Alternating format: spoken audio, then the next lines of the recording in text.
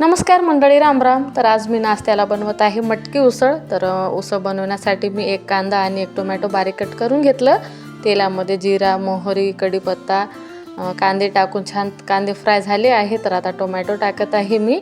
तर पूर्ण बेसिक मसाले टाकून टोमॅटो 2 मिनिट छान सॉफ्ट शिजू देते। नंतर मटकी टाकते मी। आणि मटकी मी 2 दिवस पहिलेच भिजवून ठेवलं होतं। एवढं जास्त काय मोड आलेले नाहीत मटकीला। आता थंडी खूप जास्त असल्यामुळे मोड यायला थोडा टाइम लागतो।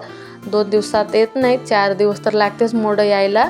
मला नाश्त्याला काहीच नव्हतं म्हणून मी आज मटकी उसळ बनवून घेतलं। तर मटकीला 2-3 वेळेस पाण्याने साफ धुवून घेतलं। मसाल्यामध्ये टाकून छान मिक्स करून थोडं पाणी टाकून 4-5 मिनिट शिजू देते मी। आणि कोथिंबीर नंतरच टाकते। आणि आता हिवाळ्यात म्हणजे असं मोड आलेले धान्य खावावे, आपल्या आरोग्यासाठी खूप चांगलं असतं।